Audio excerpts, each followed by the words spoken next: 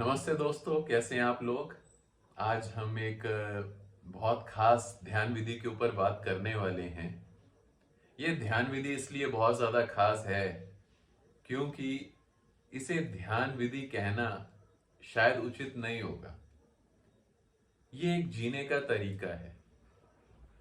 दरअसल बात ये हुई कि एक मित्र ने मेरे से पूछा था कि जो ताओ मास्टर्स हुए हैं, जिनमें लाओ त्जू, च्वांग त्जू, ली त्जू हुए हैं, कहीं पर भी ये वर्णन नहीं आता कि उन्होंने कौन सी ध्यान विधि इस्तेमाल किया है।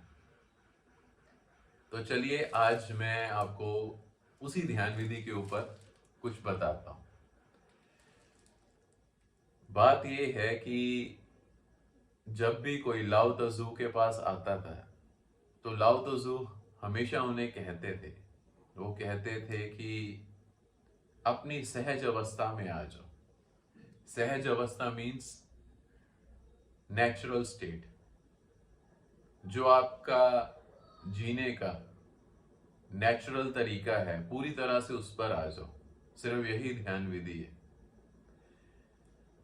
अब कोई इंसान ये पूछे कि ये नेचुरल स्टेट होती क्या है, तो इस पर थोड़ा सा बात करने का जरूरत है। वो क्यों है मैं बताता हूं। बात यह है कि लाओ त्जू की जो सारी शिक्षा थी वो इसी चीज के ऊपर थी कि आप सच बोलो। और जब लाओ त्जू कहते हैं कि सच बोलना, तो उनका मतलब बहुत ज्यादा अलग होता है। लाओ त्जू कोई आपको डिसिप्लिन नहीं दे रहे थे। वो आपको ये नहीं कहते थे कि झूठ बोलना जो है अच्छा नहीं है, झूठ बोलना बुरी बात है। पर लाओ त्जू का हमेशा एक ही चीज पर जोर रहा। वो कहते थे सहज जियो, नेचुरल तरीके से। तो उसका अब मैं उदाहरण देता हूं कि वो कैसे कहते थे जीने के लिए। लाओ त्जू का मतलब ये था कि आप अपने जीवन में डिप्लोमेसी छोड़ दें, मतलब राजनीति छोड़ दें। पर एक साधारण इंसान अपने जीवन में राजनीति में कैसे चले जाता है, इस पे बात करने की जरूरत आ जाती है। मतलब मैं आपको एक उदाहरण देता हूं। मान लीजिए अगर अभी आपको एक दोस्त मिलता है और वो एक नई गाड़ी खरीदता है, तो आपका दिल शायद उसे मुबारकबाद नहीं देना चाहता। क्यों? क्योंकि आपके अंदर बहुत जलन है। आप उससे बहुत ज्यादा जेलस फील हो रहे हो कि वो बहुत कामयाबी पर पहुंच रहा है और आप नहीं पहुंच रहे। तो आपने क्या किया? आपने बधाई तो उसे दे दिया, पर अंदर से कुछ आपका दिल जो है वो कचोट रहा है आपको। तो लाओ त्जू ये कहेंगे कि अगर आपने किसी मित्र को इसी बात के ऊपर बधाई देनी हो जैसे, तो लाओ त्जू ये कहेंगे कि आप एक काम करो, आप अपने मित्र को बधाई दो और साथ में ये कह दो कि मैं तुम्हें ये कह तो रहा हूं कि तुम्हें नई गाड़ी की बहुत ज्यादा बधाई हो, मगर मैं अंदर से खुश नहीं हूं, मेरे को बहुत ज्यादा जलन है तुम्हारे से। तो आपको क्या लगता है, आपका वो मित्र खुश होगा आपकी इस बात को सुनकर? लाओ त्जू का कहने का मतलब यह था, जो आपके अंदर नेचुरली उस वक्त उमग रहा है, आप उसे बयां करके अपने जीवन को जिए। आप सोचो, आज आप ऑफिस में जाएं और आपके सामने बॉस के साथ उसकी बीवी खड़ी हो और आप कहो नमस्ते सर, नमस्ते मैडम, और फिर आप कहो कि मैडम आप तो कुछ ज्यादा ही सुंदर दिख रहे हो मेरे को। आपको क्या लगता है, वो बॉस या उसकी बीवी आपको माफ करेंगे? बात ये है, सहज अवस्था में, नेचुरल स्टेट में लाओ त्सु के चलने का एक बहुत सरल सा वो था। वो कहते थे कि जो तुम्हारे दिल में है सिर्फ उसी को बोलना है तुमने, चाहे वो किसी को अच्छा लगे या ना लगे। तो कहते हैं कि जब कोई इंसान पूरे तरीके से ऐसे जीना शुरू कर देता था कि जो उसके दिल में है वो वही बोलता था, तो उसके जीवन में बहुत सारे उतार चढ़ाव होते थे। बहुत लोग उसे गालियां देते थे, पर बहुत लोग उसे प्यार और इज्जत भी देते थे।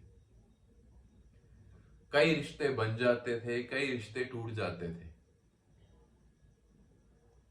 और उससे होता क्या था, जब कोई इंसान हर रोज सिर्फ एक नियम से चल रहा हो कि मैंने सच बोलना है, और सच कब बोलना है, हर स्थिति में बोलना है, हर किसी के सामने बोलना है।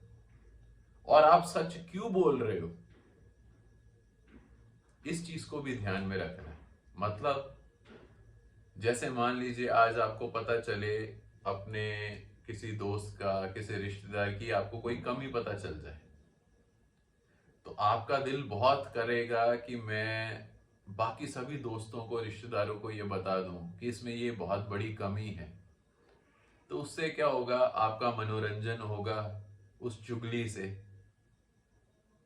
और क्या होगा, आपको कहीं अपना अहंकार ऊपर दिखाने का मौका मिल जाएगा कि देखो हम कितने अच्छे हैं और ये इंसान कितना का बुरा है। पर लाओ तजू ये कहते कि अगर आपके अंदर ये चुगली करने का भी आए तो इस चीज को भी बता दो, उस मित्र को भी बता दो जिसकी आप चुगली कर रहे हो कि भाई हमें पता चला तेरे में ये कमी है, तो हमने सोचा कि चलो थोड़ा सा इस चीज का मजा ले लें, सभी दोस्तों रिश्तेदारों में ये बात फैला दें। मतलब लाओ त्सु कहते थे कि आप अंदर बाहर से एक जैसे हो जाइए। तो होता क्या है, जब कोई इंसान अंदर बाहर से एक जैसा होना शुरू हो जाता है, तो जो उसकी एक नेचुरल स्टेट जो होती है वो परमानेंट हो जाती है। मतलब अब उसके पास अंदर और बाहर का कुछ मेंटेन करने को नहीं है। वो जैसा सच है उसका, वो सिर्फ वैसे ही जीना चाहता है। ऐसा इंसान जो होगा कभी किसी को इंप्रेस नहीं करना चाहेगा, किसी को दुख नहीं देना चाहेगा। आप जरा अपने आप से पूछिए, आप जीवन में सच कब बोलते हो? आप सिर्फ जीवन में सच तभी बोलते हो जब आप किसी को नीचा दिखा सको, नहीं तो आप सच नहीं बोलते। गौर से देखिएगा, किसी को दुख पहुंचा सकें, किसी को चोट दे सकें, तब आपको सच बोलना बहुत अच्छा लगता है।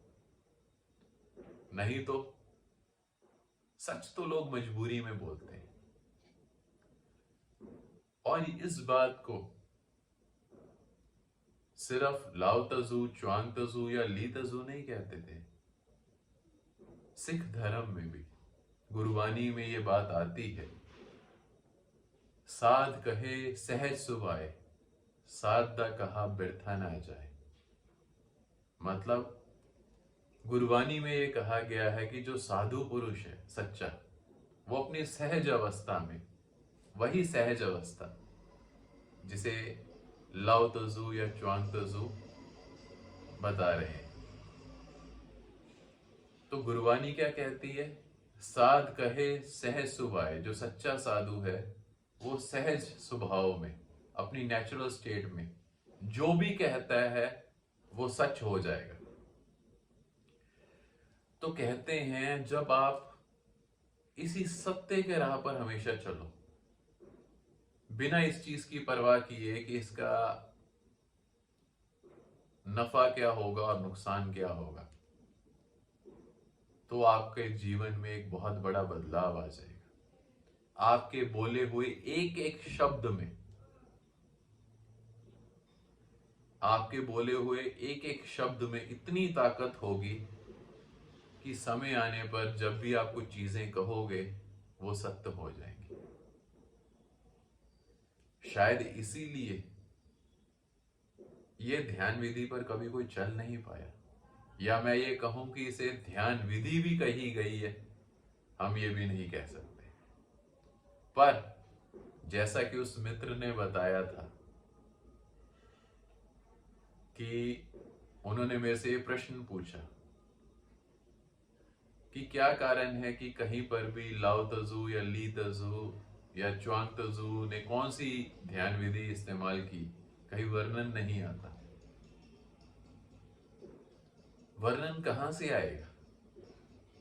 क्योंकि अगर आप किसी भी और ध्यान विधि पर काम कर रहे हो ना, तब भी आप अपनी जरूरत के हिसाब से कहीं ना कहीं सच या झूठ चला देते हो।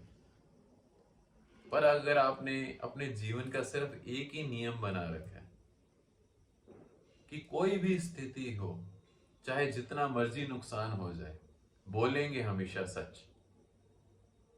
और सच सिर्फ इसलिए नहीं बोलना कि किसी को नीचा दिखा सकें या किसी को दुख दे सकें, और सच को पूरे अंदर से, क्योंकि जो आपको महसूस हुआ, जो आपने देखा, आपने उसे पूरी तरह से बयां किया। तो मैं यही कहूंगा, कई बार कुछ लोग मेरे से पूछते हैं कि खुशवंत जी, मैं ध्यान नहीं कर सकता, मैं भक्ति नहीं कर सकता, मैं पूजा पाठ नहीं कर सकता।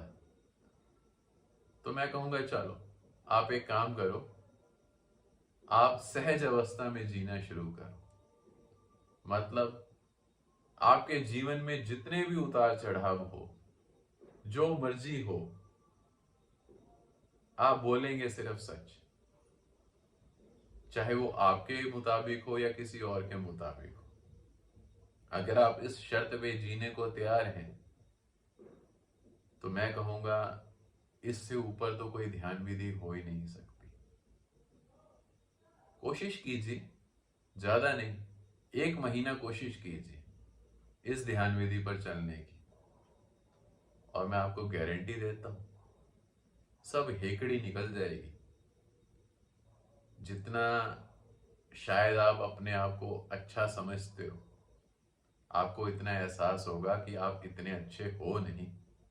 क्यों?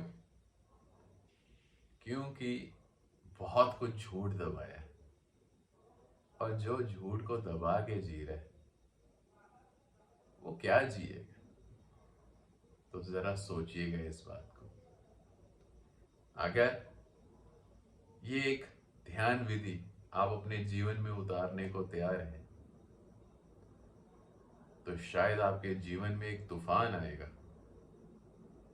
पर वो जो तूफान होगा ना, और अगर आप उसमें टिक गए, तो वो शायद आपको कुछ इतना बड़ा दे जाएगा, इतना गहरा दे जाएगा कि उससे ऊपर कुछ हो नहीं सकता। बस इतना कहकर मैं आज आपसे